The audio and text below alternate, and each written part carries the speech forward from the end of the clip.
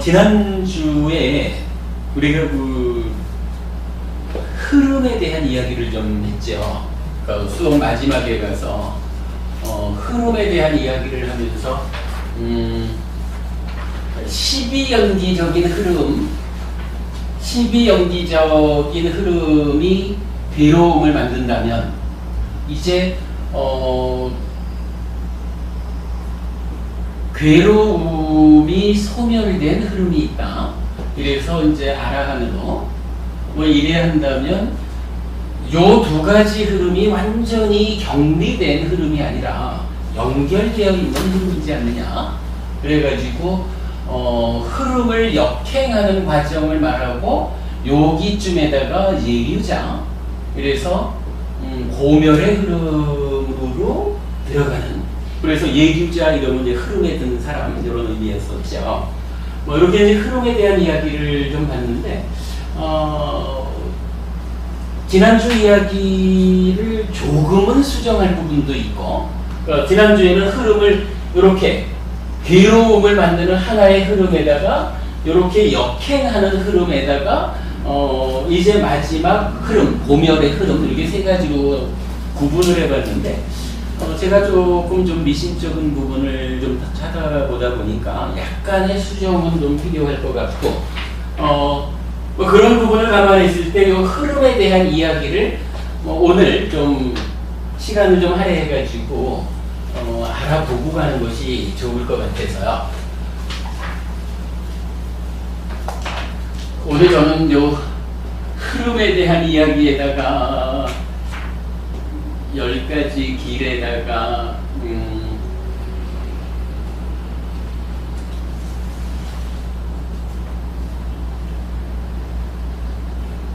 세 가지 이야기를 하려고 마음을 먹고 있는데 참 뜻대로 될지 모르겠네. 자, 흐름에 대한 이야기를 좀 보겠습니다. 우선 경전에서는요,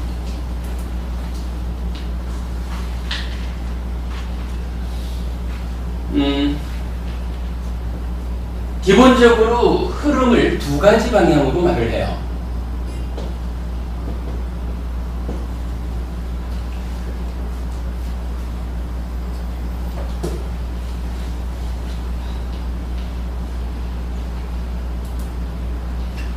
수타니파타의 하긴 아지따의 질문에 관한 경이라는 경전에서는 이런 표현이 나타나요. 흐름은 어느 곳에나 흐르고 있습니다. 흐름을 막는 것은 무엇입니까? 흐름을 제어하는 것은 무엇입니까? 흐름은 어떻게 그쳐집니까? 흐름이 있다. 이것을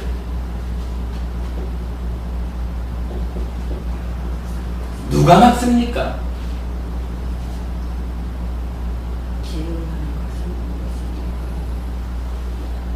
누가 제어합니까? 그리고 어떻게 그쳐집니까?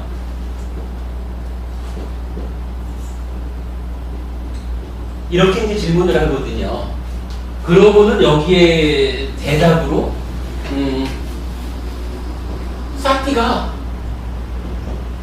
흐름을 막는 것이다. 뭐 이런 의미 아닐까요? 내가 갖고 싶은 게 좀 있어요. 그래가지고 딱 보니까 지장행보금이 딴 데를 보고 있어. 찬스. 주지 않는데도 가지려고 이렇게 행위할 거 아니에요. 그런데 요 순간에 싹띠하지 않으면 그냥 갖는 거죠. 그러면 요 행위는 어떤 행위냐 하면 5계를 어기는 행위죠. 기본적으로 5계를 어긴다라고 하는 것은 어떤 의미가 되나요? 괴로움을 결과맺는 행위를 하는 거죠. 그렇다면 싹띠가 있다. 우리가 산염초 수행을 통해 가지고 지속적으로 싹띠를 힘있게 한다. 깨어있다. 뭐 이런 상태가 되면 저 좋은 거를 내가 갖고 싶다 라는 마음이 탁 탐진치에 의해서 그 갖고 싶다라는 마음이 일어나가지고 성에 딱 가는 요 중간에 싹띠가 작용을 하겠죠. 안 된다. 팔아. 너 그거 가지면 안 된다. 그거 가지면 오계를 어기는 것이고 그로 인해서 괴로움이 만들어질 거야 라고 사띠가 딱 알아차려가지고 제어하잖아요. 그거 한다는 거예요. 사띠가 그 흐름을 막아줘. 그러면 이 흐름은 어떤 걸까? 결국은 뭔가 말과만으로 괴로움을 만드는 행위를 하는 거겠죠. 그죠? 그러니까 괴로움을 만드는 그 행위를 사띠가 막아주는 거예요. 그러면서 그것을 제어하는 것 이랬을 때도 마찬가지 사띠 이렇게 나타나요. 기본적으로는 사띠라고 하는 기능이 있어서 그걸 막아주는 겁니다. 그 기능이 어떤 과정에 의해서 행위를 제어합니까? 괴로움을 만드는 안 좋은 흐름을 제어합니까? 이런 거 우리식으로 표현하자면 아따삐 상파자는 사띠마 해가지고 우선 행위를 제어하겠죠. 어쨌든 사띠가 하는 거죠. 흐름을 막고 제어하는 것으로 사띠 이렇게 지금 제어 요 경에서 부처님 지시를 하고 있고요. 그런가 하면 빠냐로 인해서 이 흐름은 그쳐집니다. 어떻게 그쳐지느냐라고 하니까 빠냐가 작용하면 이 흐름이 그쳐집니다. 그럼 이 빠냐라는 건 뭔가요? 우리가 그냥 개념적으로 말하면 이 빠냐가 탐진치를 제거하는 거잖아. 그죠? 이렇게 우리가 보면 되겠죠. 그러면 괴로움을 만드는 행위, 이렇게 이제 흐름이라는 것을 이해한다면 살아가면서 괴로움을 만드는 이러한 흐름 속의 행위를 하는데 이러한 행위를 제어하는 것, 행위를 막아주는 것, 그래서 괴로움을 직접 만들지 못하게 나를 보호해주는 것, 이런 얘기가 그런 나쁜 흐름을 막아주고 제어하는, 이렇게 보면 이해하면 되겠죠. 싹디나 보게. 그런데 그렇게 행위만 제어돼가지고는 끝이 없잖아요. 지금 당장 요 순간은 순간순간을 고비를 넘기는 이러한 작용은 할 수 있지만 지속적으로 완성된 괴로움을 만드는 이런 행위가 완전히 가라앉은 그러한 완성된 삶은 순간순간 막아내는 거 가지고는 안 되잖아요. 아예 이러한 흐름이 그쳐버려야 되잖아. 그럼 이러한 행위가 그쳐버리려면 어떻게 돼요? 그 뿌리에 탐진치가 있잖아요. 탐진치를 제거하는 그런 노력이 필요하겠죠. 그러니까 그 흐름을 그치게 만드는 것은 탐진치를 제거하는 빠냐 해가지고 이제 저는 이렇게 말씀을 하셔요. 이거 수다니바다에 나오는 이야기인데 아무튼 여기서 이제 긴 얘기보다는 흐름이라는 것이 이렇게 싹띠에 의해서 막아지고 제어되고 빠냐에 의해서 그쳐지는 그런 흐름이 있거든요. 그래서 그거 하나 보면 되겠죠? 흐름. 요런 흐름이 하나 있어요. 그러니까 요거 이제 우리가 좀 전에 표현했던 거로 보면은 고를 만드는 흐름 이렇게 보면 되겠죠? 그러니까 고의 흐름 이럴 거고. 그 다음에 이제 좀 다른 경전에서 이런 말이 있어요.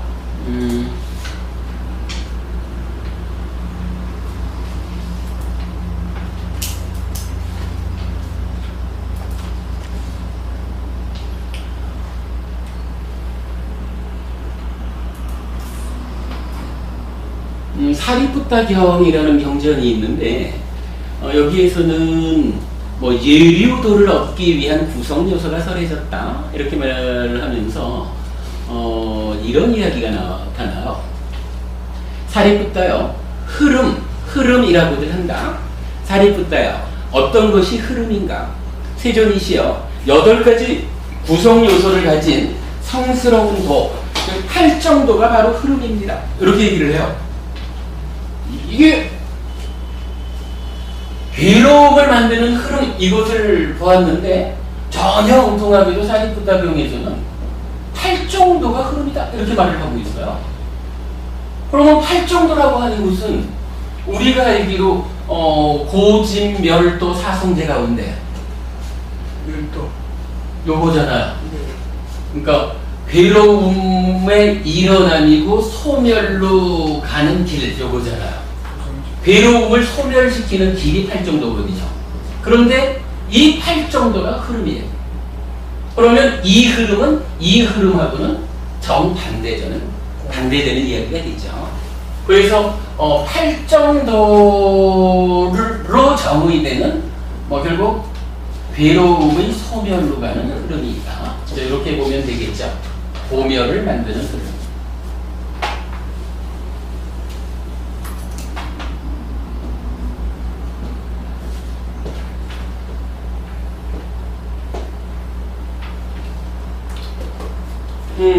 그런 흐름을 이렇게 두 가지로 정의하고요.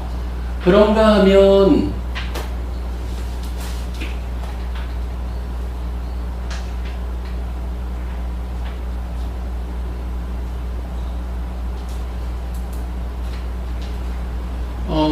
우리 사람을 아니다. 부처님 가르침을 또 한마디로 표현할 때 이런 표현도 나타나요. 이 법은 흐름을 거슬러 가기도 하는 법이다. 그러니까 흐름을 거슬러 가는 법이다. 그러면 부처님 가르침이 흐름을 거슬러 가는 법이다 라고 말한다면 이때의 흐름은 아니죠. 고를 만드는 흐름이니까 이 흐름을 역류하는 것이 부처님 가르침이다. 이제 고멸을 만드는 먼저 그렇게도 이제 나타나고, 그러니까 흐름에 대해서 이렇게 두 가지로 말하는 것을 볼 수가 있어요.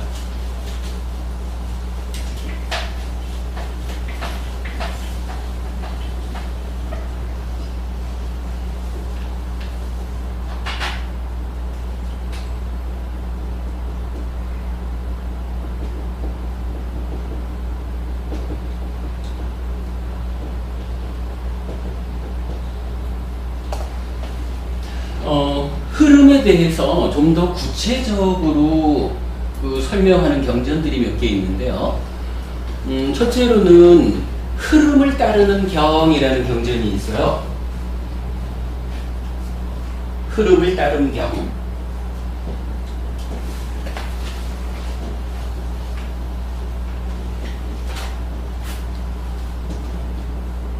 여기에서는 사람을 네 가지로 분류를 해줘요. 첫째로 흐름을 따르는 사람입니다.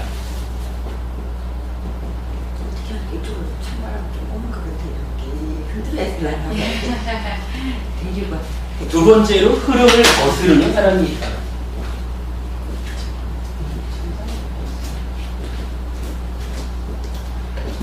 나오는데 방법이 없습니다. 세 번째로 확고하게 사는 게 안 되니까.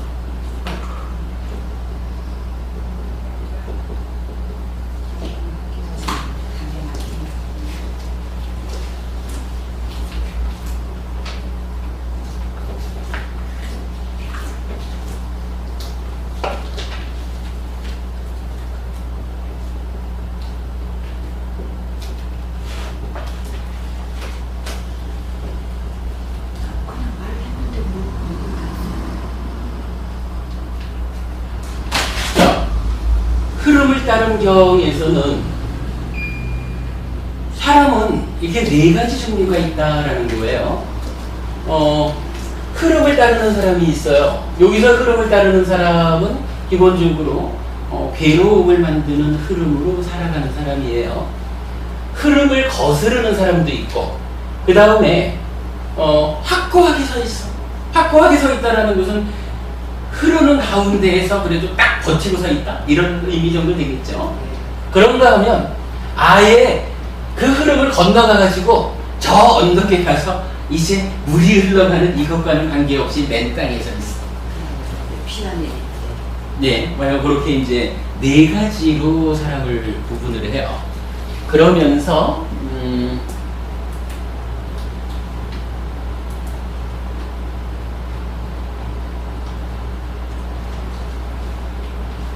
그러면 누가 흐름을 따르는 사람인가? 비구들이요. 여기 어떤 사람은 감각적 욕망에 빠져 지내고 악한 업을 짓는다. 비구들이요. 이를 일러 흐름을 따르는 사람이라 한다. 그러니까 여기서 이제 감각적 욕망이랬지만 이거 까마죠. 까마니까 욕계 중생의 삶을 말하는 거죠. 그래서 기본적으로 약간 요 까마라고 하는 것은 몸과 마음으로 이루어진 나라고 하는 요 존재의 측면 말고 내 밖에 있는 대상이 되는 물질 세상, 요걸 말하는 거죠. 대상이 되는 물질 세상에 끄달려 가지고 살아가는 뭐 요런 거죠. 그러니까 기본적으로 이 경이 정의해 주는 거는 흐름이라는 것이 무엇이냐? 나라는 몸과 마음으로 이루어진 나는 존재가 그러니까 나라는 존재가 존재 밖에 있는 물질 세상에 이리저리 끄달리는 이러한 삶을 흐름이다 이렇게 표현하고 있는 거죠. 흐름을 따르는 사람이에요. 그런가 하면 이제 두 번째로 그러면 누가 흐름을 거스르는 사람인가? 비구들이여 여기 어떤 사람은 감각적 욕망에 빠져 지내지 않고 악한 업을 짓지 않는다. 그는 괴로움을 겪고 정신적 고통을 겪고 얼굴이 범벅이 되도록 울면서도 완전하고 지극히 깨끗한 청정 고면을 닦는다. 비구들이여 이를 일러 흐름을 거스르는 사람이라 한다. 그러니까 이제 이 얘기는 뭐예요? 기본적으로 우리가 가려면 뭐 당연히 이 바깥 물질 세상, 이 욕계 세상에 대해서 끄달리면서 살아가겠죠. 그런데 공부를 해보니까 야 요게 요 물질 세상 대상이 되는 바깥 세상에 대해서 내가 끄달려가지고 사는 삶이 이렇게 흐름을 따르는 삶이 되어가지고 괴로움을 만드는 거야. 내가 이거를 좀 벗어나야 되겠다. 이렇게 마음을 먹은 거예요. 근데 지장현 부모님 요거 굉장히 힘들거든요. 우리가 사실 공부하면서 누구나 마음으로는 쉽게 이렇게 살고 싶어요. 그런데 이게 잘 안 되거든. 오랜 습관이 또 지금 현재 나의 견해며 나의 생활의 질서가 오개도 지키지 않고 보시도 하지 않고 수행도 하지 않는 이런 삶을 사는 사람은 아무리 내가 이런 데서 벗어나야지 이래도 이게 잘 안 된단 말이죠. 그런데 그거를 가르침에 입각해서 참으로 내가 이러한 욕계 중생으로의 삶을 벗어날 것이야 이래가지고 노력을 하다 보면 때때로 이 노력이 만족을 주기도 하지만 이게 고통스러운 거거든요. 뭐 저보고 뭐 아이고 한 끼 먹고 어떻게 해요? 이런 이야기도 많이들 하시죠. 요거 사실 한 끼 먹는 일이 습관되면 조금도 힘들지 않거든요. 그거 습관되기 전까지 아니면 자기가 못하는 쪽에서 보면 아이고 저거 힘들어서 어떻게 이러거든요. 마찬가지로 이러한 어떤 그 욕계 중생으로의 삶을 벗어나서 내가 향상한 삶을 살겠다 이래 말하면 이게 보통 노력이 필요한 게 아니라는 거예요. 그래서 그걸 어떻게 표현해요? 감각적 욕망에 빠져 지내지 않고 악한 업을 짓지 않는다. 괴로움을 겪고 정신적 고통을 겪고 얼굴이 범벅이 되도록 울면서도 완전하고 지극히 깨끗한 청정 고명을 닦는다. 나는 그래도 해볼 거예요. 너무 고통스러워가지고 막 우는 한이 있더라도 나는 내 삶을 향상으로 이끌기 위해서 이런 노력을 할 거예요. 요런 삶을 사는 사람을 흐름을 거스르는 사람 이렇게 말하는 거죠. 하면 이제 누가 확고하게 서 있는 사람인가라고 해서 여기 어떤 사람은 5가지 낮은 단계의 족쇄를 완전히 없애고 파생하여 그곳에서 완전히 열반에 들어 그 세계로부터 다시 돌아오지 않는 법을 얻는다. 비구들이여 이를 일러 확고하게 서 있는 사람이라 한다라는데 요렇게 이제 돌아오지 않는 자 뭐 요런 부분을 우리가 이제 사상팔배 성자라고 말하잖아요. 성자라고 말할 때 성자는 기본적으로 이제 예류자, 일례자, 불환자, 아라한 이러죠.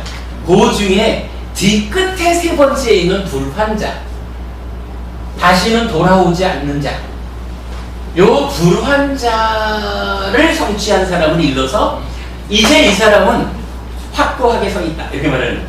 힘드셔요? 좀 일어나기 싫고 하여간 요렇게 보면 어때요? 흐름을 따르는 사람은 기본적으로 뭐 이런 욕계의 삶을 사는 사람들 이렇게 봐야 되겠죠. 뭐 물론 이제 수행을 시작할 수도 있지만 일단은 이건 기본적으로 그 욕계 중생으로서 거기서 벗어나려고 하는 어떤 노력 없이 그냥 흐르는 삶을 사는, 이렇게 말한다면 흐름을 거스르는 사람은 이제 이러한 데서 불안자까지의 중간 과정.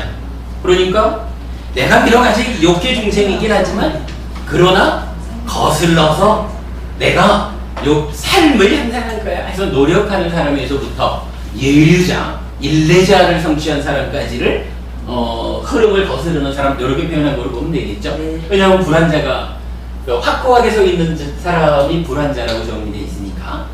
그리고 나면 이제 네 번째가, 그러면 누가 흐름을 건너 저 언덕에 가서 맨 땅에 서 있는 바라문인가? 이제 완전히 맨 땅에 섰어. 건넜어. 이런 거죠.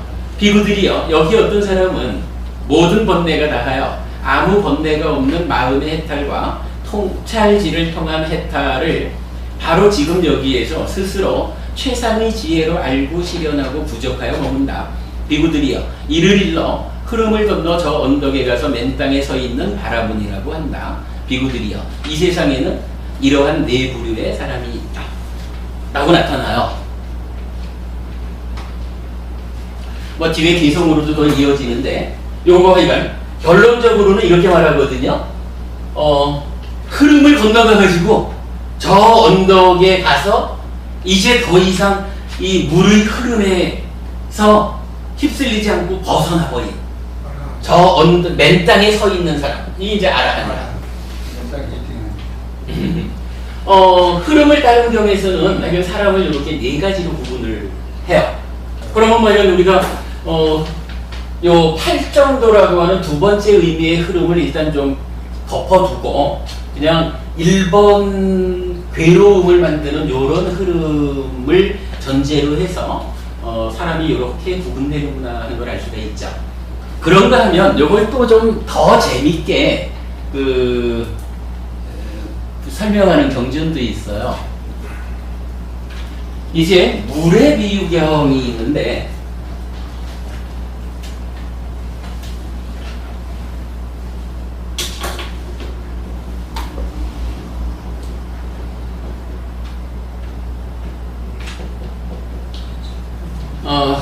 안고따라니까야 7에 모은 15번째 경이에요. 여기에서는요, 이게 참 좀 재미있게 표현하고 있는데,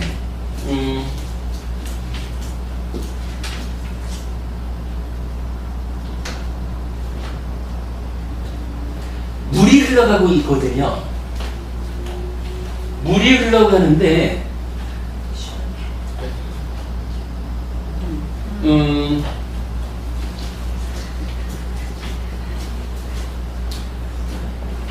물에 빠져 있는 사람이라는 표현을 써요.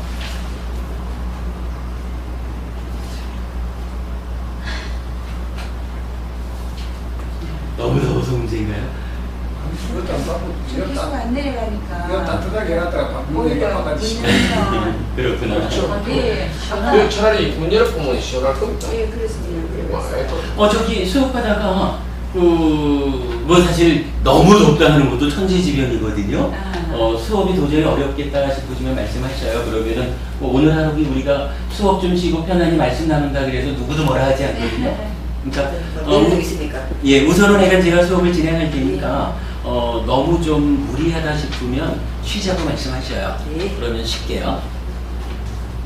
저희들이 괜찮은데 스님께서 저는 뭐 괜찮아요.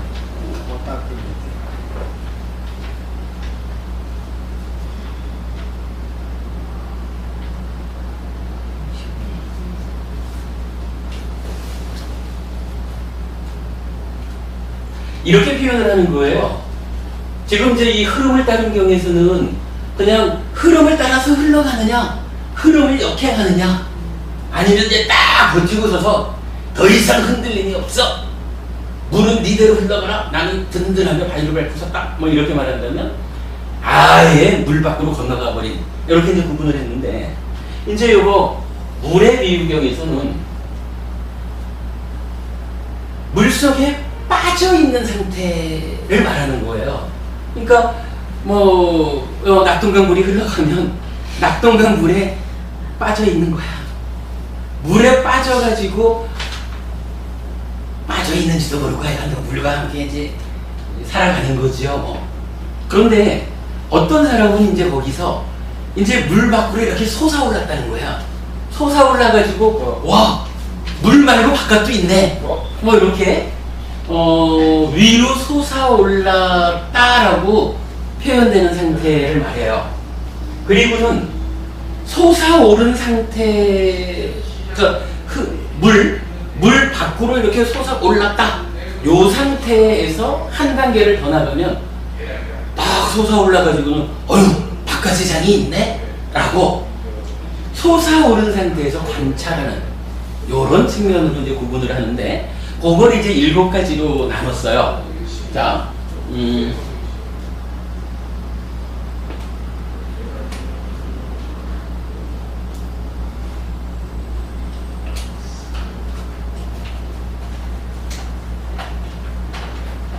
요거 이제 맨 밑에서부터 한번 적어볼까요?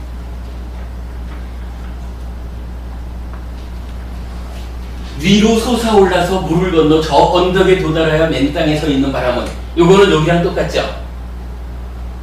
그러니까 7번째로는 물 밖에 가가지고 맨 땅에 서 있는 바람 아니에요. 흐름을 따른 경하고 동일한 상태를 말해요. 그런가 하면 그 직전의 상태를 어떻게 말하느냐 하면 위로 솟아올라서 튼튼한 발판을 얻었다 라고 해서 역시 이제 그 불환자를 그대로 말을 해요. 그러니까 물 속에 있다가 한번 탁 차고선 마치 그 돌고래가 뛰어오르듯이 물 밖으로 솟아오를 수가 있다는 거죠. 근데 불환자는 뭐 앞에서도 확고하게 서 있는 사람을 불환자라고 그랬잖아요. 물 위에 서 있는 사람이 물속에서 튀어 올라가고 물 위에 딱 서. 경에서는 그렇게 말하지 않는데 그 위로 솟아올라서 튼튼한 발판을 얻었다. 물이 튼튼한 거. 하여간 튼튼한 발판을 얻은 상태. 그러니까 확고하게 서 있다라는 요 상태를 표현하는 거죠. 이렇게 말하고는 좀 전에 이제 흐름을 따른 경에서는 흐름을 거스르는 사람을 일례자, 예류자, 그리고 그 앞에 이렇게 이제 표현을 했었잖아요. 요 흐름을 거스르는 사람의 영역을 이렇게 표현을 한 거예요. 위로 솟아올라서 건너가는가 해서 솟아오른 상태에서 이제 강을 건너가기 시작한, 강을 건너가는 그런 사람을 일례자 이렇게 불렀어요. 그런가 하면 그 앞에는 솟아올라가지고 야, 물만 있는 게 아니구나 라고 관찰을 하게 됐다. 이 관찰하는 상태를 예유자 이렇게 말을 하네요. 그리고 나면 이제 그 앞에는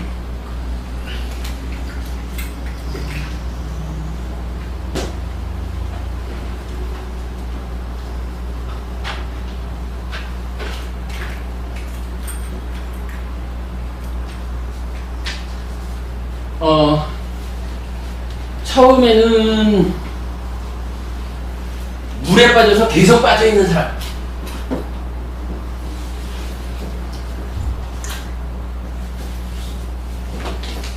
요거는 흐름을 따르는 사람과 같은 얘기겠죠.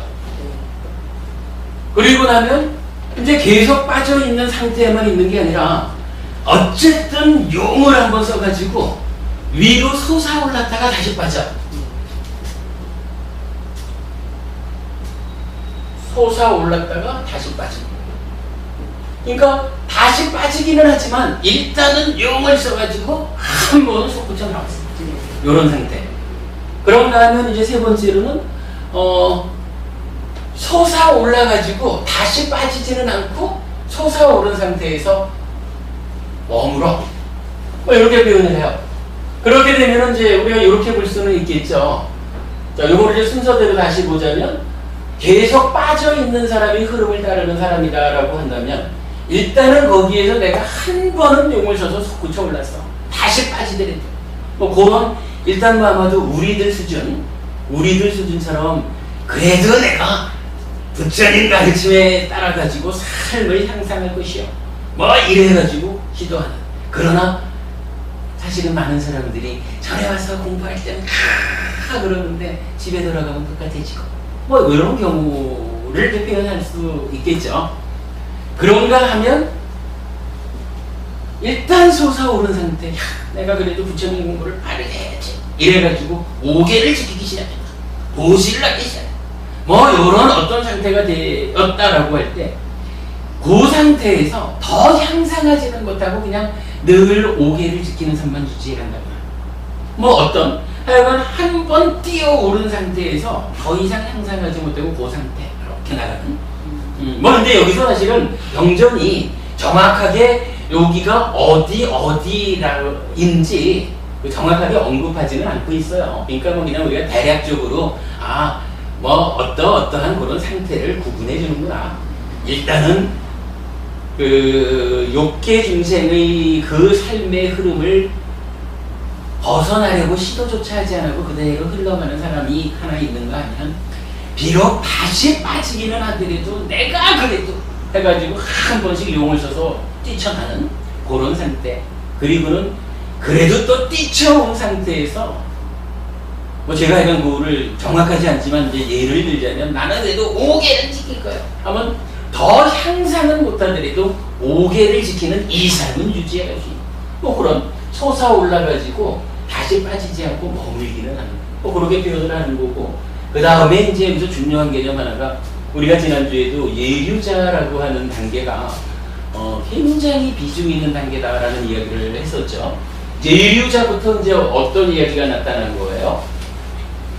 솟아올라가지고는 여기서 관찰을 한다라는 이야기가 나오거든요.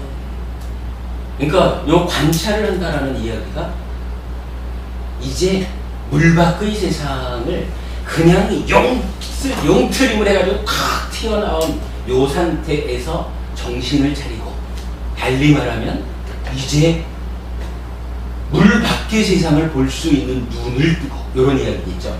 눈을 떠야 관찰이 되는 거죠. 그러한 그 관찰이라고 하는 새로운 개념이 하나 이제 예류자부터 적용이 돼요. 일례자, 요 상태에서 건너간다.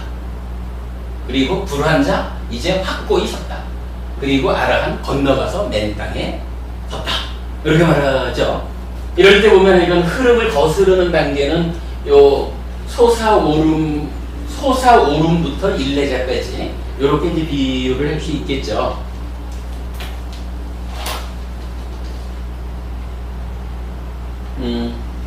이뭐 저기 재미없는 얘기지만 일단 흐름에 대해서 부처님이 경전에서 이렇게 설명하고 있다라는 것을 일단 좀 우리가 기억을 하자고요.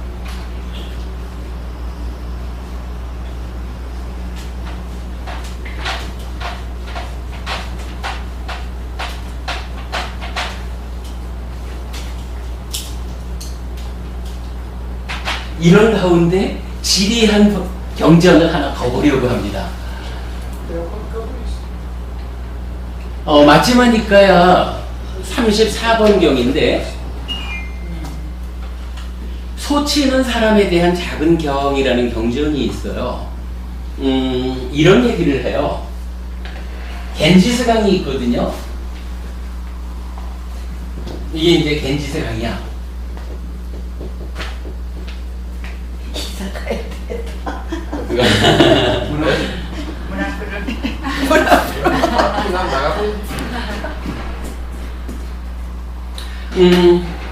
이런 비유를 듭니다. 부처님 말씀이에요. 수행승들이요, 예전에 마가다인으로 지혜가 없는 소치는 사람이 우기의 마지막 달 가을에, 우기의 마지막 달이니까 이제 비가 많이 와서 겐지스강이 철철 넘치려고 하는 뭐 이런 때겠죠. 마지막 달 가을에 겐지스강의 이쪽 언덕도 살펴보지 않고, 이쪽 언덕도 살펴보지 않고, 저쪽 언덕도 살펴보지 않고, 나루토도 없는 곳, 나루토 없어. 그런 곳에서 건너편 스비데하의 언덕으로 황소들을 물고 건넜다. 수행승들이여, 이때 황소들은 겐지스강 중류의 소용돌이에 휩쓸려 불운의 위협을 만났다. 그것은 무엇 때문인가? 수행승들이여, 그 마가다인으로 지혜가 없는 소치는 사람은 우기의 마지막 달 가을에 겐지스강의 이쪽 언덕도 살펴보지 않고 저쪽 언덕도 살펴보지 않고 나루토도 없는 곳에서 건너편 스비데하의 언덕으로 황소들을 몰고 건너기 때문이다. 이런 이야기예요. 소치는 사람이 소떼를 몰고 가다가 이제 겐지스강 건너편으로 넘어가야 되거든요.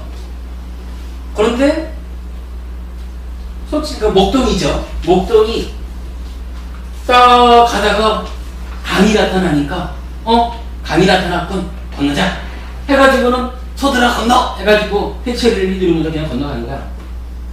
여기서 뭐라고 표현하냐면,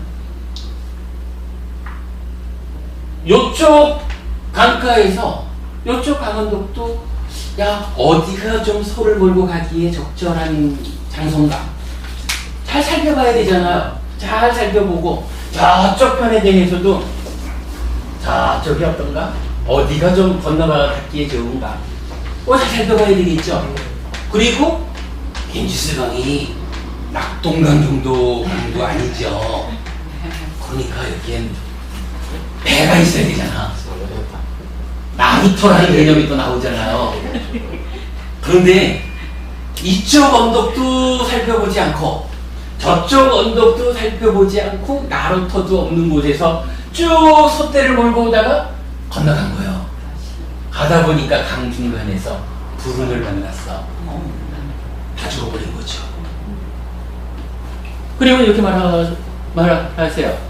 수행승들이여, 이와 같이 어떠한 수행자들이나 성직자들이라도 이 세계에 밟지 못하고 저 세계에 밟지 못하고 악마의 세계에 밟지 못하고 악마가 속하지 않은 세계에 밟지 못하고 죽음의 신의 세계에 밟지 못하고 죽음의 신이 속하지 않은 세계에 밟지 못하면 그것은 그들에게 귀를 기울이고 그들을 믿어야 한다고 생각하는 이들에게 오랜 세월 불이익이 되고 고통이 될 것이다. 소들이 목동이 끄는 대로 갈 때는 그래도 소치는 먹자 이런 이제 표현도 나타났죠. 그래도 그 목동이 가자 하는 대로 가면 소들 입장에서는 안전할 줄 알고 따라가는 거 아니에요. 근데 이 목동이 요쪽 강원도도 볼 줄 모르고 저쪽 강원도도 볼 줄 모르고 나루토가 있는 것도 보지 못하고는 그냥 무조건 강이 있으니까 가자 이러니까 다 죽어버리는 거잖아. 요거 앞장서서 이끄는 여기서는 이제 수행자들이나 성직자 이랬지만 한마디로 말하면 앞장서서 이끌어가는 스승이 올바르지 못하면, 지혜롭지 못한 스승이면 지혜롭지 못한 스승이 지혜롭지 못하게 안내해 가는 그 길을 따라가다가는 다 젖골라 요 얘기죠. 네. 그런데 이제 반대 얘기가 나타나요. 예전에 마가다인으로 지혜가 있는 소치는 사람이 우기의 마지막 달 가을에 겐지스강의 이쪽 언덕도 살펴보고 이제 이쪽 언덕도 살펴보고 저쪽 언덕도 살펴보고 나루토도 있는 곳. 자, 여기는 어떤가? 저쪽은 어떤가? 저쪽에 나루토가 있네. 요거까지 다 살펴보고 나루토도 있는 곳에서 건너편 스비데하의 언덕으로 황소들을 몰고 건넜다. 그리고는 이제 이런 얘기가 나오는 거야. 그는 먼저 황소의 아버지, 황소의 지도자들을 건너게 했다. 먼저 그러니까 튼튼한 황소들부터 안내해서 건너게 하는 거예요. 그들은 흐름을 가로질러 안전하게 저 언덕으로 갔다. 왜 이들이 흐름을 가로질러서 안전하게 저 언덕으로 갔을까요? 이 목동이 여기 이쪽 언덕을 잘 보고는 제일 좋은 자리를 출발할 수 있는 제일 좋은 자리를 찾았잖아요. 저쪽 강원도도 잘 보고는 어디에 가야 될지 가장 적절한 자리를 찾았잖아요. 라고 하는 요 개념은 모르겠어요. 그러니까 뭐 나루터가 있는 곳이 좋겠지 뭐. 그리고는 여기서 건너가게 하는데 그냥 서야 건너라 해가지고 우 건너는 게 아니라 소 중에 앞장설 소들을 골라가지고 여기서 어떻게 나오죠? 황소의 아버지, 황소의 지도자 이래가지고 먼저 앞장서가지고 다 건너게 할 그런 소들을 추려가지고 건너게 한 거예요. 그러니까 이 강을 건너기 위한 최적의 조건을 만들어가지고 최적의 조건을 갖춘 소들 보고 먼저 건너라 하니까 안전하게 건널 수 있다는 거예요. 아까 목동은 지혜롭지 못한 목동이고 이 목동은 지혜로운 목동인 거예요. 구분되죠? 네.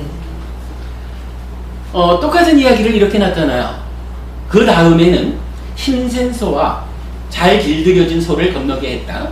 그들도 흐름을 가로질러 안전하게 저 언덕으로 건넜다. 그러니까 황소의 아버지, 황소의 지도자들부터 딱 가게 하고 요들의 길을 딱 건너갔으니까 길이 확인된 거잖아요.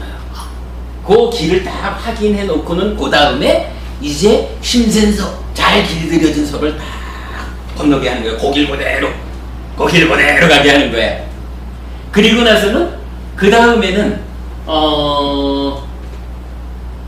젖된 송아지와 젖된 암송아지를 건너게 했다. 그러니까 뭐 그 다음 그룹이겠죠. 그 다음에 힘없는 송아지들을 건너게 했다. 그들도 흐름을 가로질러 안전하게 저 언덕으로 건넜다. 수행승들이요. 그 당시에 어린 송아지라도 여기서 우리가 참 의미 있는 표현이 나타나요. 이렇게 이제 황소 뭐 이래하고 힘센 소 이러고 그 다음에 좀 작은 송아지들 해가지고 건너보내는데 그때 이 얘기가 나오는 거라. 그렇게 해서 다 건네어 보냈다. 그 당시에 어린 송아지라도 자식으로서 어미소의 목소리에 이끌리는 한 흐름을 가로질러 안전하게 저 언덕으로 건넜다. 이게 그러니까 하여간 잘 그룹해가지고 일단은 첫 길은 가장 강력한 황소들이 뚫고 그 다음부터 단계적으로 고기를 밟아가지고 가게 하잖아. 그래서 싹 건너갔다는 거예요. 싹 건너가는 그 과정에 보면 어린 송아지가 있잖아. 이 어린 송아지는 이 겐지스강을 어떻게 건너느냐 이거예요. 그죠? 어린 송아지가 겐지스강을 어떻게 건너겠어. 그런데 그 부분을 표현하잖아. 어린 송아지라도 이거 한번 적어볼까요? 자식으로서 어미소의 목소리에 이끌리는 한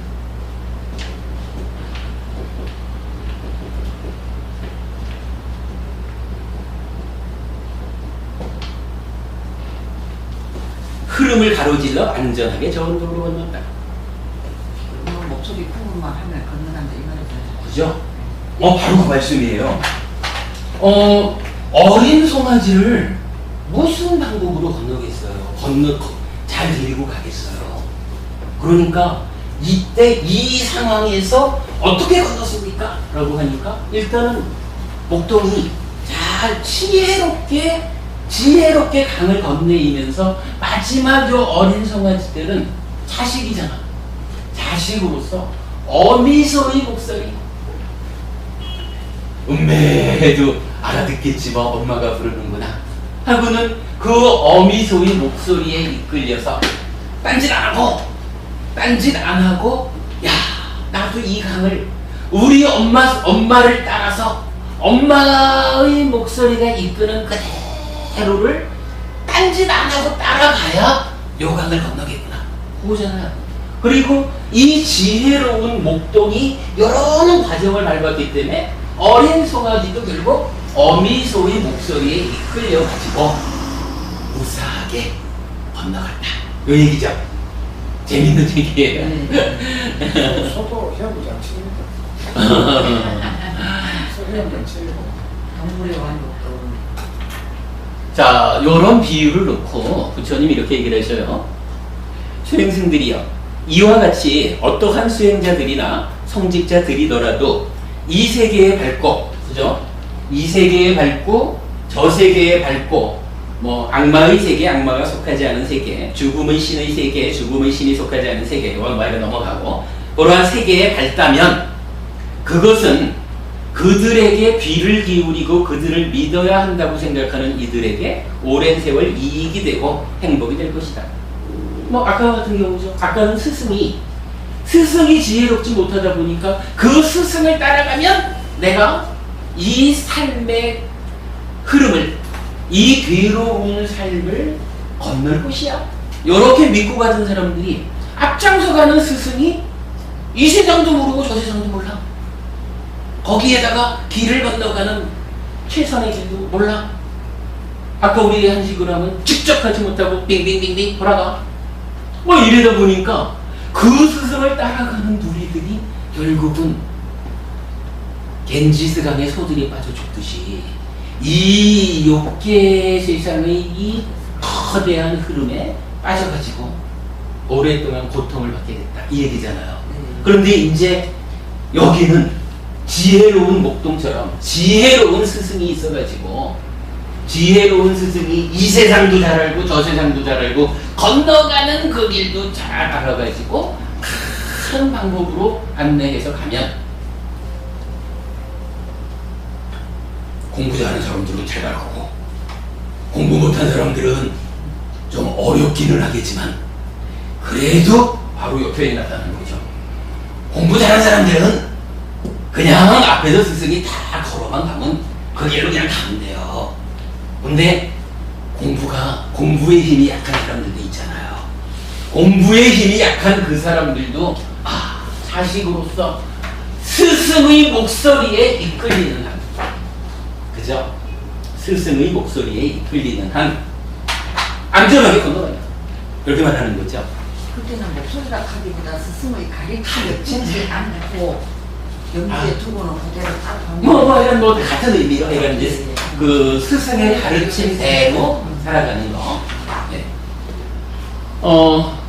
그래서 그들에게 귀를 기울이고 그들을 믿어야 한다고 생각하는 이들에게 오랜 세월 이익이 되고 행복이 될 것이다. 이랬어요. 이제 이렇게 놓고는, 자, 아까 어떻게 이제 예를 들었느냐 하면, 황소, 뭐 황소의 아버지, 또 하나 있었죠? 뭐 이런 이 황소 첫 번째로 건너간 존재가 있잖아. 이 황소에 해당하는 처음에 이 강물을 다 건너는 그야말로 길을 개척한 뭐 요런 존재를 여기서 뭐라고 이제 부처님께서 비유를 해주느냐 하면, 이 먼저 황소의 아버지, 황소의 지도자들이 흐름을 가로질러 안전하게 저 언덕으로 건너가듯 수행승들이여, 이와 같이 수행승들이 거룩한 님들이며 모든 번뇌를 끄는 자들이며 수행을 이룬 자들이며 해야 할 일을 해 마친 자들이며 짐을 내려놓은 자들이며 목표에 도달한 자들이며 존재의 속박을 끄는 자들이며 올바른 지혜로서 해탈한 자들이라면 이들도 악마의 흐름을 가로질러 안전하게 저 언덕으로 걷는다. 이래서 이 황소의 아버지, 황소의 지도자, 여기를 아라한에 비유를 한 거예요. 아라한으로 비유를 하고, 그 다음에 이제 두 번째로는 황소들 건너고 나면 그 다음에 힘센소 이렇게 나오잖아요.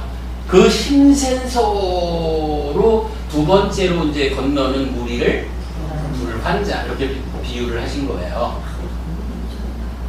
그리고 나면 이제 세 번째가 젖된 숫송아지와 젖된 암송아지 이렇게 나타나잖아요. 예.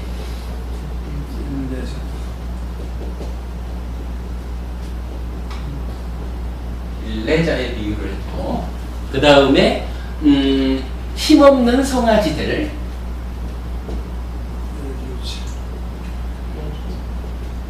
예류자. 그러면 그거 볼때요, 예류자, 일레자, 불안자, 아라한 해가지고 사상, 그 성자들이 나타나죠. 그러면서 여기에 이제 한 가지가 더 나타나잖아요. 아까 우리 금방 지은 거지만 이 어린 송아지들이 있었잖아요. 네네. 아직 어린 송아지라도 자식으로서 어미소의 목소리에 이끌리는 한, 이렇게 표현됐던 그 마지막 무리가 있잖아요. 그 약간 어린 송아지, 힘없는 송아지보다 이제 더 약한 거야. 그러나 이 어린 송아지라도 어미소의 목소리에 끌리는 한 안전하게 건너갔거든요. 요 어미소의 목소리에 끌리는 한 요 부분을 두 개로 말을 하는데, 믿음을 따르는 자가 있어요. 그리고 법을 따르는 자.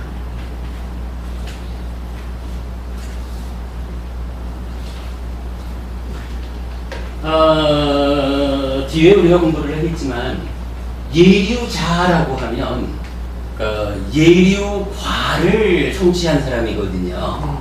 그러면 요 예류자부터 우리가 이제 보통 사쌍에서 네 쌍의 성자라고 이제 부르지만, 여기를 각각에 대해서 뭐 아라한 향 또는 아라한 도, 요렇게 부르는 단계하고 아라한의 과를 성취한 단계, 이렇게 두 가지로 나누거든요. 그러면 예류자도 예류도, 예류과, 이렇게 이제 둘로 나누는 거예요. 그러면 네 단계를 각각 나누면은 8배가 되죠. 몰라, 이건 8배예요. 무리 배자야. 사쌍 8배라 그래가지고 예류자, 일레자, 불안자, 아라한인 네 쌍의 성자를 그 성자가 되기 위해서 가는 과정으로의 예류도 또는 예류향, 그리고 예류자를 성취한 상태 예류과, 이렇게 도와 과로 구분을 해요. 그러면 어떻게 돼요? 구분이 되니까 8단계가 되잖아요. 그래서 사쌍 8배라고 해서 이제 성자를 표현하는데, 요 예류자가 되기 위한, 그러니까 예류과를 성취하지 못한 예류도, 예류자가 되기 위한 과정. 그러나 우리 같은 수준은 아니고 성자의 반열에 오른 거예요. 성자의 반열에 올랐지만 아직 예류자, 예류자가 누구죠? 저기 지옥 축생 아귀에는 다시 태어나지 않고 8번 태어나기 이전에 아라한을 성취하는 요런 성자잖아요.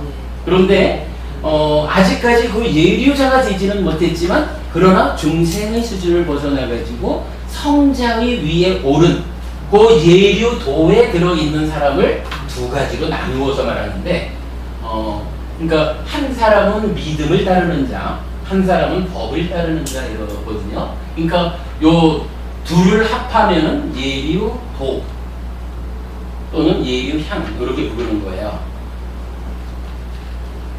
그러니까 우리 수준을 떼놓고 이 성자의 위에 올랐다라고 하는 성자들을 대상으로 해서 보면, 아라한은 확실한 힘있는, 불안자는 그래도 이제 확고하게 쓴 힘센, 일레자는 거기까지는 못 갔지만 이제 저승되어가지고 부모 없이도 자기 힘으로 할 수 있는, 예류자는 사상 중에 제일 어리잖아. 그러니까 아직까지 힘없는 송아지야. 그런데 이 힘없는 송아지보다도 그저 어미소의 목소리를 따라서 건너가야 되는 그러한 어린 송아지에 비유하는 단계가 믿음을 따르는 자, 법을 따르는 자. 이렇게 이제 두 가지로 설명이 되는 거예요. 그럼 이제 부처님은 이 비유, 마치마니카의 34번, 제목이 뭐더라? 서치는 사람의 작은 경이든가? 예, 서치는 사람에 대한 작은 경에서, 이렇게 흐름을 건너가는, 강을 건너가는 수행자를 이렇게 5단계로 구분해가지고 설명하고 있다라는 부분을 이제 본 거예요. 그러면 지금 우리가 흐름과 관련해가지고 커다란 경전 3개를 봤죠. 네. 그래서 4단계로 흐름을 구분한, 그러니까 흐름과 관련해서 4단계로 구분한 경전이 있고 7단계로 구분한 경전이 있고 이제 소에 비유해가지고 겐지스강을 건너가는 이러한 비유를 이제 설하는 3개의 경전을 본 거거든요.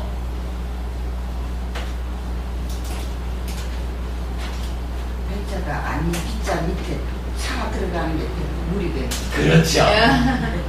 맞죠. 이렇게 쓰는 거죠.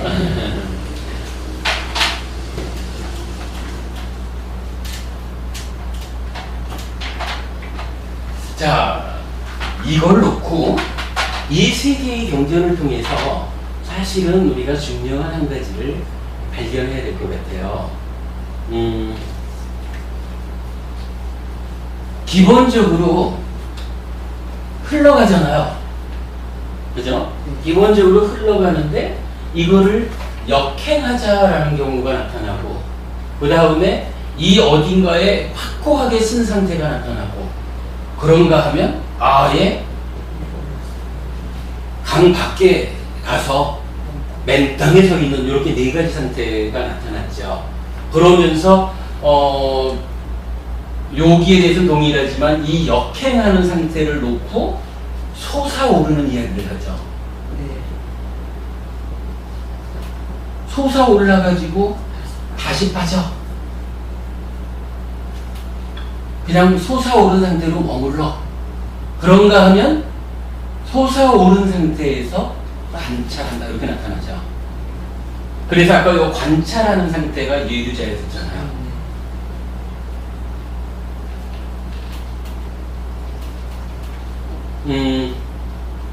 이제 흐름이라고 하는 것을 지난주에 우리가 하여간 그 고의 흐름과 고멸의 흐름을 연결하는 역류의 흐름 이런 부분을 설명해 봤지만 우리가 조금 좀 더 다시 봐야 될 필요가 있겠다라고 말씀을 드리는 게 뭐냐면 저는 사실 이 부분을 좀 주목해 보고 싶어요.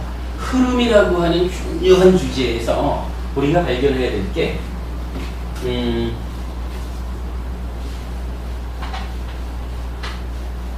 기본적으로는 흐름과 역류, 흐름이 있고 거슬러 흐르는 2가지가 있죠. 그러면 이거를 어떻게 봐야 될까요? 표현하자면 저는 우리가 이제 계속 말하는 거지만 보통의 가르침은 아의 산을 오른다 이렇게 말하죠. 아의 산을 오르는데 어떻게 오르나요?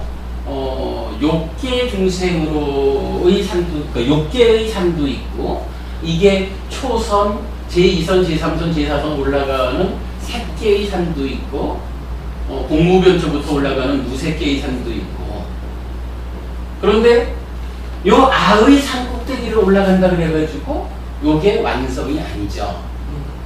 그래서 부처님은 어떻게 했냐면 무아의 산을 올랐단 말이죠.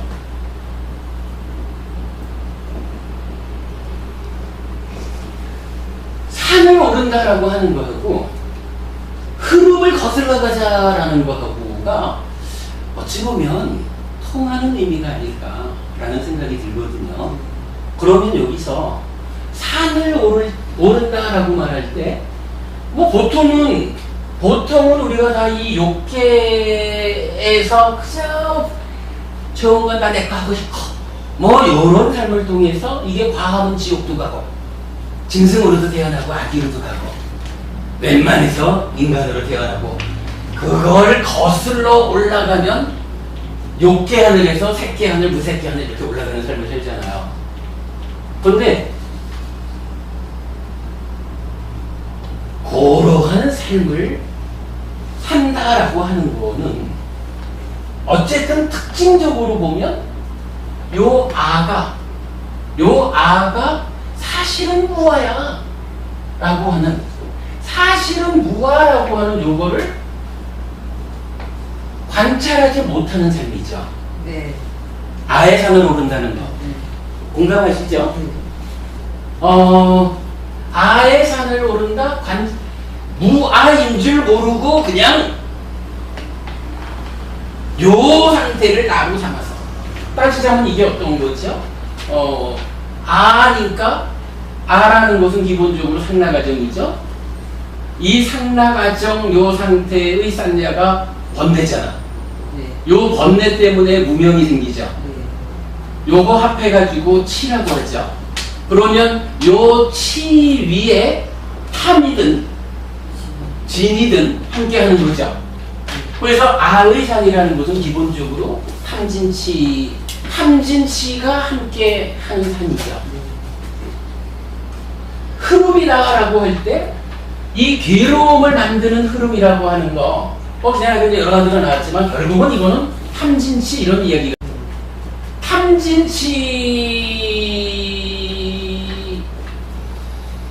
탐진치 가운데 내가 살아가는 거야. 그러니까 흐름이라고 하는 이 거센 물줄기는 내가 있는데 이 내가 탐진치에 오염된 상태의 내가 살아가는 거예요.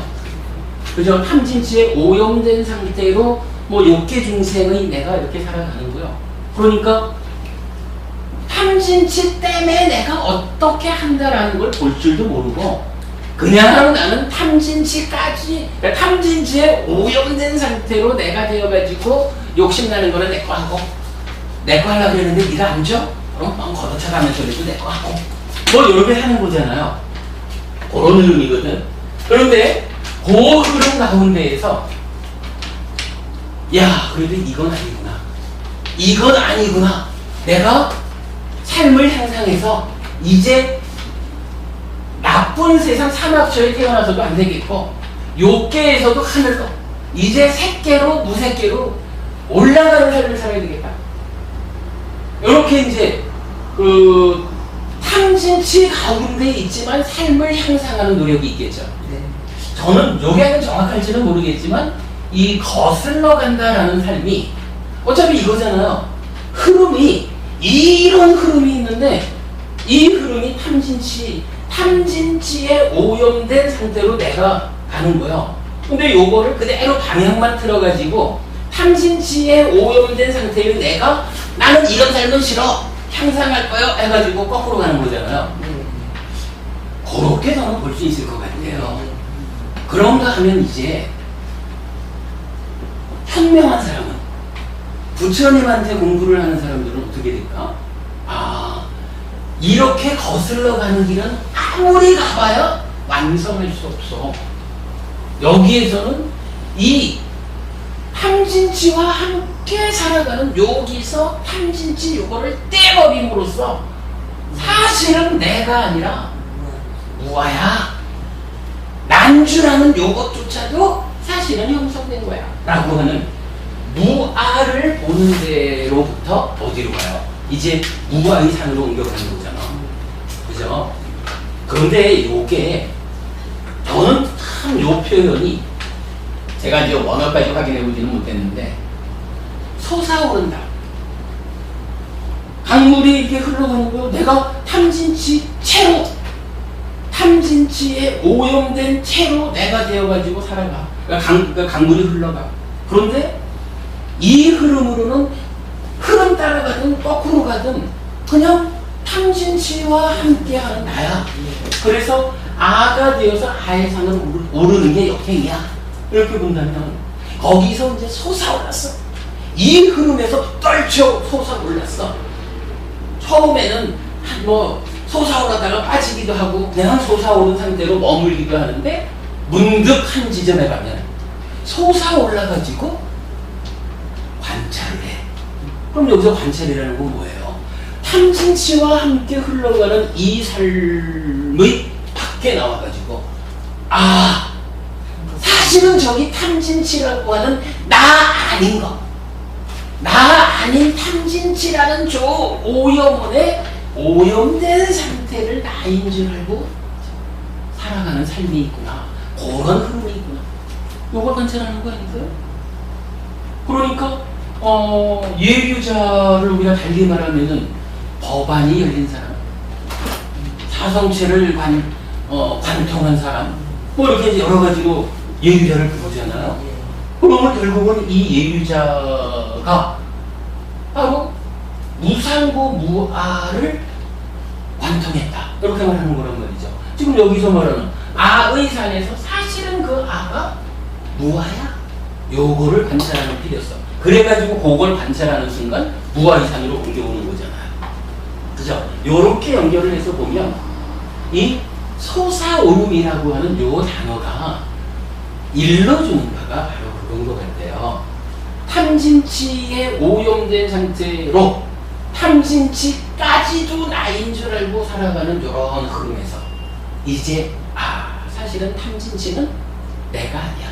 여러분 기억하시죠? 저기 마음은 그러니까 찢다는 빛난다. 그러나 객으로 온 오염원에 오염되었다. 찢다는 빛난다. 객으로 온 오염원에서 벗어났다. 요 마음의 양면성 우리 옛날에 한번 공부했던 거죠. 네. 뭐 그렇게 보면은 오염원 요 탐진치라고 하는 것은 어쨌든 내가 아니잖아요. 그런데 그걸 모르는 삶의 흐름은 탐진치가 와서 나 아닌 객이 와서 나를 붙잡고서 그 객으로 온 오염원의 오염된 상태 자체를 나인 줄 알고 오염된 행위를 해서 괴로움을 만들어가는 그 삶을 우리가 흐름 이렇게 말하는 거잖아요. 그 흐름을 역행한다 그래도 결국 탐진치와 함께 역행하고 있는 요 상태잖아요. 뭐 탐진치가 넓어질 수는 있지만 그런 상태에서 이제 솟아올라가지고 솟아올라서 관찰했다. 그 자리가 예유잖아. 아하, 사실은 무아다. 무아를 본다라고 하는 게 뭐예요? 요거 상납아정이 아니야. 사실은 무상고 무아야. 요거죠? 요거 무상고 무아야라고 하면서 번뇌가 없어지고 무명이 없어지고 그러면 어리석음이 없어지고 그러면 탐과진도 설 자리가 없나 이렇게 되는 거죠. 조기를 가는 게 무아의 산을 가는 거죠. 이렇게 이제 우리가 그 솟아오름의 의미를 볼 수가 있어요. 그러면 하여간 이 강물이라고 하는 흐름과 역행에서 좀 전혀 그 평면적인 흐름의 관계를 벗어나는 솟아난다라는 건 약간 이제 입체적인 거죠. 입체적으로 이렇게 솟아올라가지고 무아를 관찰하는 요 상태, 요거를 지금 예유자로 표시하고 있다. 요런 의미죠. 뭐 그렇게 우리가 좀 흐름은 흐름이지만 무언가 흐름의 원료 안에서 이리 갈까 저리 갈까 이런 흐름이 아니라 그거를 벗어나 있는 전혀 다른 차원의 흐름이 2번 할 정도 고멸을 만드는 흐름으로 언급되고 있다. 이 부분을 우리가 이해할 수 있는 거죠. 자, 그렇다면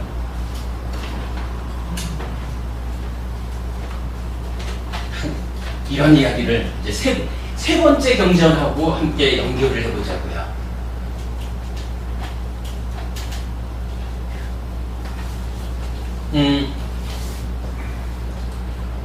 흐름이 있어요.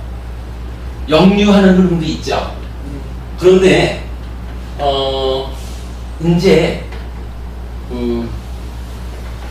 관찰을 하게 됐어.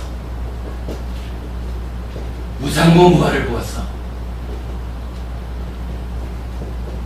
무아히 산을 오르게 됐어. 우리가 이렇게 표현하는 요런 상태가 예류자부터잖아요. 근데 우리가 좀 전에 보기로는 그래도 예류자만 해도 어린 성아지지만 지금으로 끝나가잖아. 그런데 마지막이 뭐였지? 아니 어린 성아지 엄마 목소리만 듣고 예. 그게 무슨 성아지였죠? 아직 어린 성아지라도. 아, 그 앞에가 힘없는 성아지였고, 그러니까 예리자가. 힘없는 성아지가 예리자고, 이제 아직 어린 성아지라도 어미소의 목소리에 이끌리는 한, 이래가지고 예류도가 나왔잖아요. 네. 그러면 이제 그 예류도부터는 이미 성자의 반열에 오른 거라. 그럼 이 성자의 반열에 올랐다라고 하는 것이 바로 무아의 산을 오르는 이 이야기가 되는 거죠. 무아를 보기 시작한 거죠. 그러면 여기서 저는 그래 비유가 경전이 비유하는 것을 자세히 들여다보면 참으로 절묘하다라는 것을 보게 되는 게 일단 겐지스강이 흘러요. 이런 흐름 1번이죠. 이 흐름을 역류하는 것이 있어요. 그리고는 이제 관찰을 하는 요 성자부터는 어떻게 표현을 해요?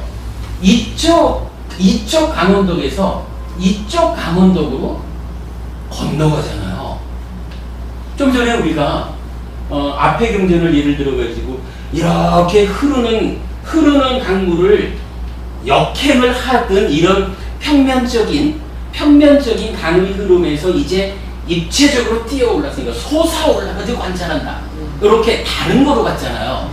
그죠? 다른 거로 보면서 성자 이야기를 했고 무아의 산으로 연결되는데 이제 요 소치는 사람에 대한 작은 경 34번 그러니까 마지막이니까 34번 경에서는 그 솟아오른다라고 하는 표현을 바꿔가지고 겐지스강은 흐르는 거야.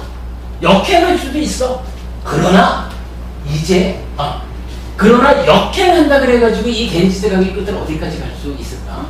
그런데 실제로 우리가 해야 되는 일은 뭐냐 하면 겐지스강을 거꾸로 해가지고 그 시원점에 올라가는 그 일을 하는 게 아니라 우리가 해야 되는 일은 겐지스강을 건너는 일이다.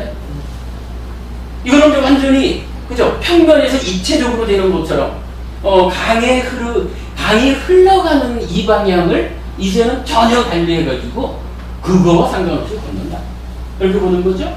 그러면 자 여기서 뭐 흐름이 됐든 역류가 됐든 이것은 어떤 형태로든 아죠.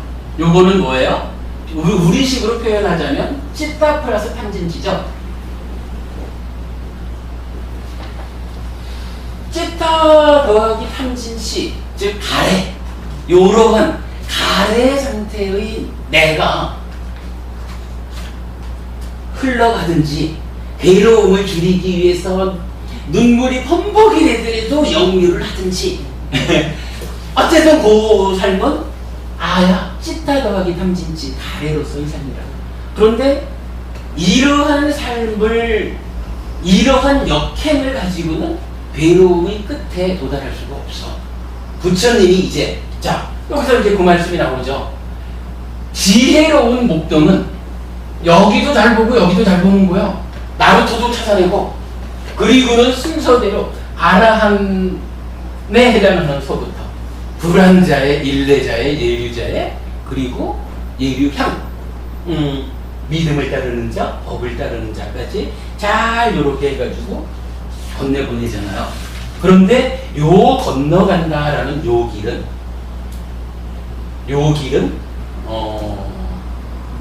흐름과는 전혀 그 방향을 달리하는. 그런데 이제 여기서 우리가 좀 봐야 되는 게 요거 이제 이렇게 흐름과는 다르게 겐지스강을 횡단하는 이러한 길을 이걸 또 붙여지고 할 정도 해서 이것도 흐름이라고 표현을 하고 있죠. 그러면 이걸 우리가 어떻게 이해해야 될까요?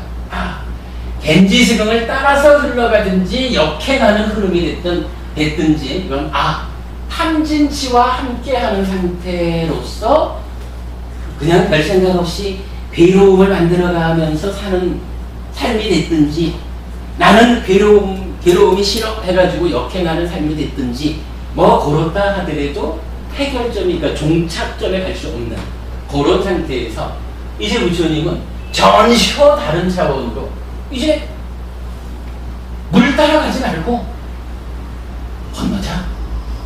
그렇다면 이것은 뭐냐? 아를 무아로 이렇게 만드는 거죠.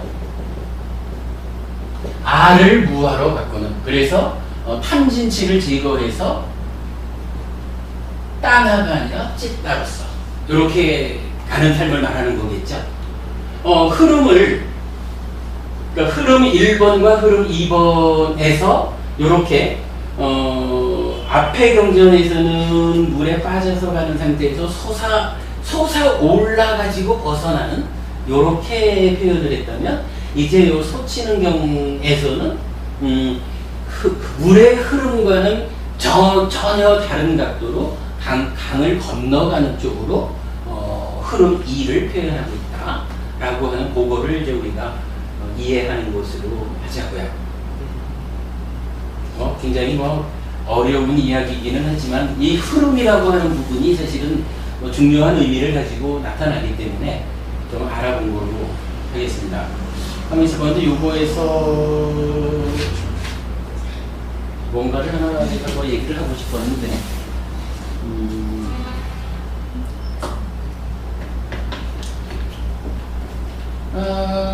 뭔가 좀 정리가 잘 안 되는데 그러니까 요 얘기를 우리가 기억하자고요.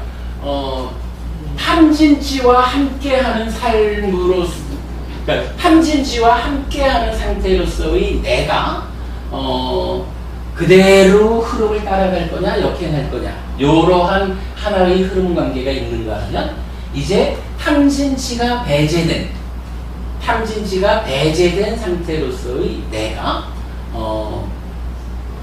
탐진치와 함께하는 그 흐름과는 전혀 다른 각도로 강을 건너는 그런 측면으로 이제 그 흐름 2를 정의하자고요. 그리고는 이렇게 마무리를 지을게요. 자, 이 얘기예요. 우리가 지난주에는 이렇게 표현을 했잖아요. 흐름 1이 있어가지고 고를 만든다. 그리고 흐름 2는 역류하는 흐름이다. 그리고 흐름 3을 이제 고멸의 흐름 이래가지고 요것은 아라한의 삶이다. 이렇게 표현을 했었죠. 그죠? 근데 요거 하나를 수정하자고요. 지난주의 흐름을 3개로 나눠서 요 아라한의 삶을 고멸의 삶이다 라고 표현한 요 부분을 수정해요. 자, 우리가 공부한 이제 경전들의 이 흐름을 말하는 경전들에서 보면 요 아라한은 어떤 상태였죠? 네? 말해보세요. 모든 문제를 쓰놨다고 그랬죠. 네, 그거 말고 지금 네. 이 경전이 비유로 하는 바에 의하면 그냥 저쪽 언덕에 가서 딱 내고 딱 그래. 건너가서 맨 땅에 서 있는 상태죠.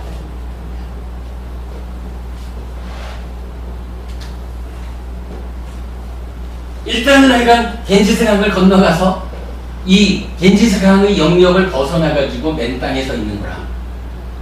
그러면 물론 우리가 지난주에는 그 고멸이라고 하는 측면에서의 아라한의 삶을 괴로움을 만들지 않는 이런 측면에서 이제 고멸의 흐름 이렇게 표현을 해봤는데 아마도 의미상으로 크게 문제 있는 것은 아니었다고 생각을 했어요. 그런데 문제는 이제 경전이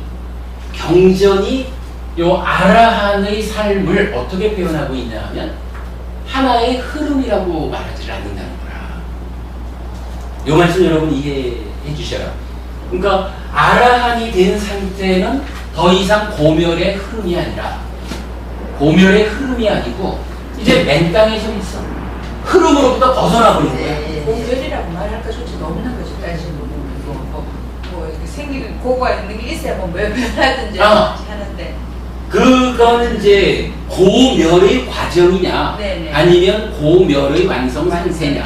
그러니까 이제 이게 흐름이라고 하는 상태에서는 역류하는 흐름도 고멸을 만들어가는 흐름이죠. 네네. 고멸을 만들어가는 흐름이라면 이제 사실은 예류자부터 아라한이 되는 요 아라한이 되기 직전 뭐 불환자도 되겠지만 뭐 불환자로서의 과정도 있겠죠. 아라한이 되기 요 직전까지 요 부분 지금 우리 말로 요 아라한은 이제 흐름을 벗어난 거예요. 맨 땅에 왔잖아요. 그러니까 이제 아라한은 더 이상 흐름이 흐르는 상태가 아니야. 맨 땅에 다 서 있는 상태야. 그런데 우리가 지난주에 주목했던 게 뭐냐 하면 예류자가 뭐냐 하면 흐름에 든 사람이잖아요. 그래서 그 흐름에 든 사람이다라는 것 때문에 이렇게 그 유턴하는 지점을 설정하고 아라한의 삶이 고멸의 흐름이다 이렇게 이제 이해를 했었는데 이제 그 부분에서 지금 수정을 바로 그 부분을 수정하고 있는 거죠. 이제 아라한이 되면 아라한의 삶은 이제 더 이상 흐름이 아니야. 네. 흐름이 아니고 맨 땅이라. 그러면 예류자를 흐름에 들었다라고 말한다면 이제 예류자로부터 시작되는 그 흐름은 어디까지야? 아라한을 이루기 직전까지. 이렇게만 봐야 되겠죠. 네. 그죠? 아라한 그 얘기는 결국 요거지 뭐. 겐지스강을 건너가는 요거. 근데 요거를 일단은 요것도 약간 8 정도 해서 부처님은 흐름이라고 표현하고 있으니까 이제 그렇게 보는 거. 그러면 이게 어떻게 수정이 돼야 되나요? 흐름 1번은 약간 괴로움을 만드는 흐름에서 우리가 그냥 말하는 흐름이고 흐름 2번에서 역류하는 흐름이 있다. 그리고 흐름 3번으로 그럼 이제 예류자로부터 아라한 직전까지의 완성으로 가는 흐름이 있다. 이렇게 이제 말을 해도 좋겠죠. 그런데 지금 경에서는 전반적으로 우리가 이해하기로는 이렇게 세 가지로 이해하면 맞을 것 같아요. 특히 저 흐름 2번 역류라는 것은 아의 산을 오르는 탐진치와 더불은 삶으로서 향상을 하는 그거다라는 부분을 우리가 잘 본다면 요렇게 이해할 수가 있겠는데 그런데도 불구하고 전체적으로 경전에서는 이제 요거 역류하는 흐름과 예류자부터 아라한 직전의 요 과정 요거를 합해서 하나의 흐름으로 이렇게 말을 해주는 것 같아요. 그러니까 결국 경전은 흐름 1 해가지고 뭐 괴로움을 만드는 그 까마의 삶 이렇게 표현을 하고 흐름 두 번째 흐름으로 아까 그 사리프타 가죠. 무엇가 흐름이냐? 8 정도가 흐름이다. 이렇게 말하는. 8 정도가 뭐 하는 거냐 하면 사실은 역류로부터 시작해서 아라한 이루는 여기까지죠. 그러니까 우리가 지금 분석해본 흐름 2와 흐름 3을 합해가지고 경전은 흐름 2라고 말하고 크게 보면 흐름을 두 가지로 정의하고 있다. 이렇게 보면은 타당할 것 같아요. 요 결론까지를 만드는 거였어요. 사실은 제가 오늘 세 가지를 시도한다라고 생각하면서 아마도 흐름 한 가지 하면 끝날 거야 라고 예상을 했는데 딱 그렇네. 근데 이제 이 주제가 맨 땅에 건너가서 예. 건너가서 맨 땅에서 제가 이제 얘기를 마무리 좀 짓자면 약간 그 굉장히 어려운 주제이기는 하지만 그러나 흐름이라는 말이 워낙에 불교에서 중요성을 갖고 나타나는 데다가 몇 개의 경전, 특히 오늘은 큰 경전 3개를 함께 본 거죠. 큰 경전 3개를 묶어가지고 보니까 결국은 이런 흐름 2, 3하고 이 평면적인 흐름과 입체적인 상태 또는 아래 위로 흐름을 가로지르는 뭐 이런 측면으로 이제 흐름을 이해해서 상세하게 하면 3가지 흐름을 말할 수 있지만 묶어서 2가지 흐름으로 말하고 무엇보다도 결론 아라한의 상태는 이제 더 이상 흐름이 아니다. 아라한의 상태는 맨 땅에 서 있는 상태다. 그 상태는 흘러가는 상태가 아니다. 불안자만 해도 확고히 섰지만 그 아직까지 다 건너지 못한 흐름 가운데, 강물 가운데서 확고하게 서 있는 상태라면 이제 아라는 완전히 건너가서 강이라고 하는, 물이라는 거에서는 완전히 벗어나서 맨땅에 서 있다. 흐름이 아니다. 이렇게 보는 거. 아마 이제 이렇게 얘기하다 보면은 요 아라한이 맨땅에 서 있다라는 요 부분이 아라한도 업을 짓습니까? 라고 하는 측면하고 좀 연결해서 더 볼 필요가 있기는 하겠죠. 근데 우리가 지난주인가 지지난주인가 약간 그럼에도 불구하고 번뇌의 영향을 받지 않는 올바른 업 이래가지고 그 아라한을 성취한 상태에서 행위하는 것도 업이라고 표현한다라는 부분을 보았기 때문에 뭐 쉽지는 않은데, 그러나 어쨌든 요 아라한이 성취된 상태는 강을 완전히 건너가서 맨 땅에 섰다. 흐름과는 무관한 삶이다. 요 부분까지를 이제 알아낸 거로 하고 오늘 수업을 마치겠습니다.